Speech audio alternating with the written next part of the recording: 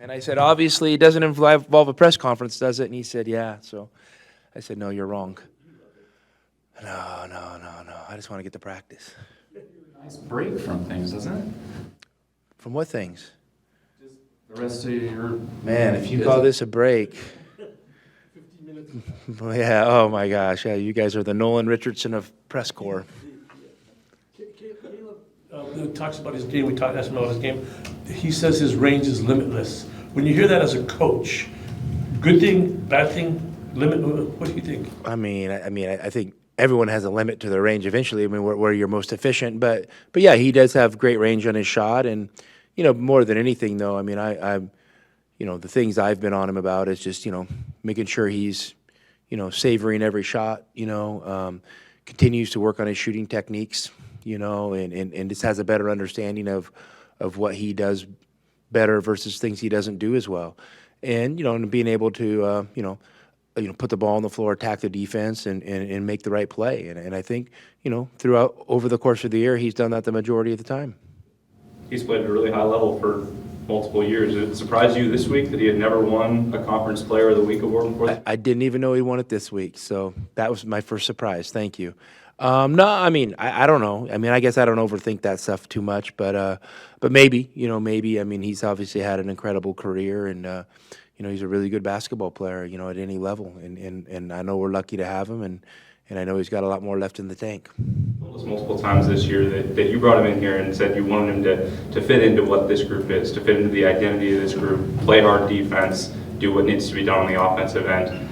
Do you feel like he's doing that? At how high of a level do you feel like he's doing that right now? For sure. I think it's been definitely been a win-win, for both sides, but we're in the midst of things. And so, I'm still looking for areas to grow. That doesn't mean I'm not happy with the things he's done, but, our journey is far from done. So, I think the growth mindset is the most important thing, and so that's how I approach everything with him. But, yeah, I love having him in the program, and I love coaching him on a daily basis.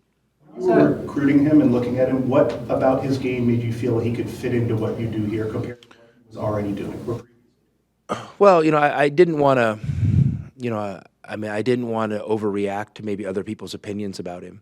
And, we wanted to be able to form our own opinion. And, we obviously watched the film but more importantly, we talked to him, and then Coach Rob, had recruited him at North Carolina and had a relationship with him and his family. So, we were able to get to very direct conversations off the bat with him. So there was really no wasted time. The things that obviously stood out to me is, he was a high impact guy. Who just probably needed to refine a few things, and more than anything, he was open to those refinements. He wanted to make some changes. He wanted to get better. So just his open-mindedness, to the process was what kind of struck me, and he's literally been that every day he's been here. Do you think maybe part of that's either a maturation or realizing, hey, I need to do these things to get my to be better? Probably both those things go hand in hand. You know what I mean? I think obviously guys mature based off of experiences they have, both positive and negative. I'm not one to judge his career at North Carolina. That's other people's jobs. But I'd say all in all, there was a lot of great moments there. You made a comment that was interesting that after the Utah game, that when he had those 15 points in 6 minutes or whatever it was, you told him to slow down, let the other guys finish up. How does that go? Is he still? You're talking about him being willing to make adjustments in the moment of that. Is he okay with it, or do you feel like isn't it an instinct for a guy like that to maybe keep going? Well, he and I have obviously those conversations are preloaded. We've had them before those moments, and so when you get in those moments, it's not that I don't want him to be aggressive, but there's probably a reason he got hot. He probably had some good shots he took advantage of. He probably got a few layups, probably got mixed in a free throw or two. So when a guy's, on a roll, I don't think you need to double down and go all in on more difficult things. And so that's the message. Just keep the game simple. Your teammates are good players. Let's make sure they're getting good shots too. And and you did a great job helping us get some separation. Yeah. Now, if you get a great shot, by all means, let it rip. But doesn't mean I need him pulling up from half court just to test it. And so he understands that. I mean, he's got a great maturity about him, and so yeah, those are easy conversations. I would assume, Tommy, that would be maybe a handful of times you've ever done that. Maybe once, first time. I don't know. I'd have to go back and think. I mean, I was on the bench with a guy named Adam Morrison, and well, I don't know. I'm sure we had a lot of those conversations. He might not have listened. But I've just always been a firm believer when you get on a roll, that's a good thing, and I understand. Kind of, being in that moment, being in that zone, whatever you want to call it. But I think the best way to give yourself the greatest margin for error and staying in that zone is to make great simple plays. Not try more difficult things. How do you think Kylin has handled the added responsibilities that he's had this year, as well as the scrutiny that comes with being the point guard at Arizona? I guess I don't pay attention to the scrutiny, so I wouldn't be a good comment about that. But Kylin's been good. He's been good, and he's as I expected he would be. He's a really good player. That doesn't mean there haven't been, there's been some ups and there's been some downs. But I think you could, when you go through a fine tooth comb with everybody's performance over a season, you're going to find those. So, all in all, he thinks he's good. I mean, I like where Kylin's at. I think we're trending in the right direction. We need to keep fighting for those small gains, those small daily wins, those small, winning those one-on-one battles in a moment. That might not be one-on-one the way you think of it. That might mean just guarding your yard, the possession on defense, pressuring the ball and not getting beat, winning all those. Might be coming off a ball screen, just making the right play and just stacking those up over and over again. But I think Kylin's in a good way, and I'm looking forward to watching him continue to progress. A chance to get out and see Carter this week. This week been kind of a nice reset for you guys as a coaching staff to not have the game after game after game grind? Yeah, I mean it's nice. It's been nice just to kind of take a breath and work on ourselves for a few days. We'll start kind of digging into Washington State the next couple days. But yeah, it's been nice, and just always there's a lot of moving parts that go on behind the scenes at this level. So it's nice to be able to tend to some of those things as well. We can't wait to get back out on the court and hopefully stack up a bunch of good games in a row. Does it not surprise you the number of ranked teams that have been losing the last 10, 12 days? No, it doesn't surprise me. I mean, we know how hard this is, and we had, our moment at Stanford, and we very well could have another moment in Pullman this weekend. It's hard to win on the road in college basketball. It's something you don't ever take for granted. And I think if you went back and looked at a trend those first 2 weeks in January when power conference teams start playing road games, there's a lot of quote unquote upsets. I mean, that's just so they're probably not as big of upsets as we think. So yeah, it just happens. Teams start playing on the road. A lot of these power conference teams, you can really tilt your schedule to play a lot of home games and maybe a select neutral or two. And so it when you go out on the road, it's going to be more difficult. And so we totally know and respect that. And a really smart person told me and I think it's a good way to look at it. A wise man learns from others' mistakes. A fool learns from his own. And, we can be a wise man and pay attention to what's going on and understand we need to be locked in and expect a really, really hard game in Pullman this weekend. And that's what it's been the last couple of years. And we've also played the fool where we've went into maybe these games and haven't been as ready as we should be. So, we kind of got both sides of the spectrum covered. And, Washington State obviously looked good last night and pulled out a gutty win on the road. So, it's going to be a battle Saturday, and our guys need to respect that fact and be ready for it. Did you watch that game or video of it? And it particularly seems like defensively inside they're pretty tough. Or anything strike you? Yeah. I watched the game just like you did, Bruce. I didn't go through fast forward, rewind it. I just watched it, and it was kind of on there, the TV. And Washington State, they Kyle's done a good job.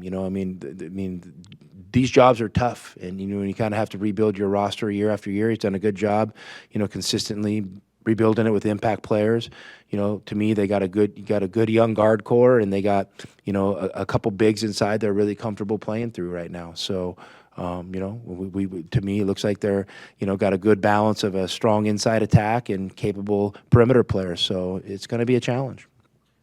Getting back to Caleb a little bit, he mentioned the word downhill over and over and how much you've been pushing to just like attack the rim and the guards in general. Do you see overall that the guards this year are showing a much greater willingness to drive to the basket and either complete it or get fouled and play that way?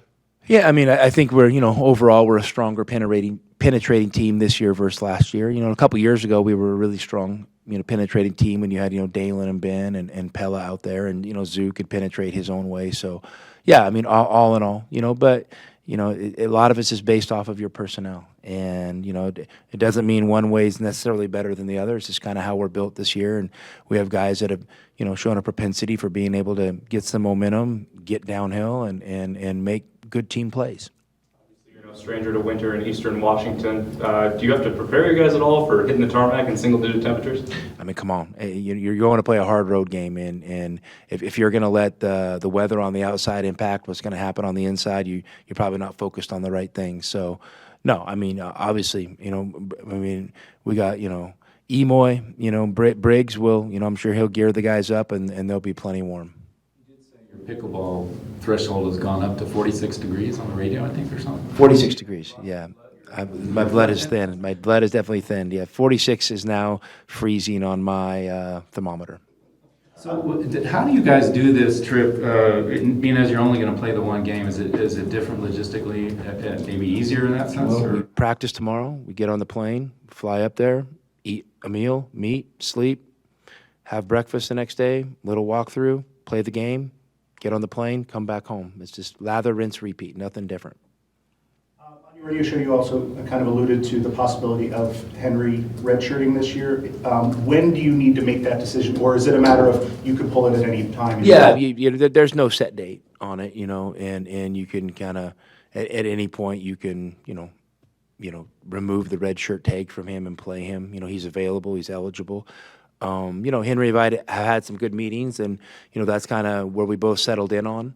That would be the best thing for him, and, you know, and it's one of those deals. You watch him in practice, you know, the last couple of days, and you think maybe we shouldn't, because he's playing pretty well. But I think that, you know, in my mind's eye, that's probably the best thing for his long-term development is to do that this year, just with how the injury and then how this season's played out. So it would more likely be from a situation where you needed him in there rather than like throw him in for some blowouts, because that would kind of yeah, I mean 100%. I mean Henry's a really good player, and, you know, I mean, in my mind going into this to the fall and kind of where we were at, I thought, you know, I would have guessed Henry would have been part of our main rotation, but you know things happened, and, you know, we had to adjust, and he's had to adjust, and he's handled it with great maturity.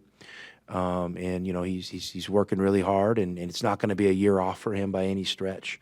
You know, he needs to continue to make a big jump and be ready to be a significant contributor next year. Football has the redshirt rule where you can play up to 4 games if you haven't previously used a redshirt and the year doesn't count, basically. Would you like to see something like that in basketball? I mean, I'd definitely be open to it. I mean, I think it'd be healthy, you know, for the guys, you know, just especially now, you know, when you're, you know, we have 13 scholarships and 5 guys got to play, and, you know, so, you know, you get an injury or two, things get thin really quick. And so, yeah, I mean, I think just for overall, you know, student athlete experience, for health and safety of players, you know, I think it would, the more people you could keep, you know, eligible to play but maintain their long-term eligibility, I think would be better for the sport. You said, though, that sometimes international guys think differently as far as this goes. I wondered if Henry was the kind of guy who thinks, hey, I'm not going to be here 5 years anyway. I don't care about redshirting. Just play me when you want. I mean, those are all conversations we had, you know, and you know, and I don't have a crystal ball. I can't tell you what 1 or 2 years looks like from now, but, you know, based on where we're at in Henry's situation, you know, Henry and I agree that we felt this would be the best thing for his long-term development. And, you know, it's just to give him the option to, if he wants it, to lengthen his career at Arizona. You know, and if Henry makes another choice, you know, a year or two down the road, that's the right that he has to make the choice that he thinks is best for himself. You Travel, he's still going to travel and practice regularly? Yeah, 100%. I mean, Henry's he's actually gonna work harder. He's gonna do more. Just one thing, just you mentioned Carter, or you were talking about Carter Bryant. I was just curious your thoughts on him, because it seemed like he had a slow start. He was ineligible for a while, and now played really well when you saw him the other night. Good player. We're lucky to have that. He'll be coming here next year. Good player, great kid. All right, guys.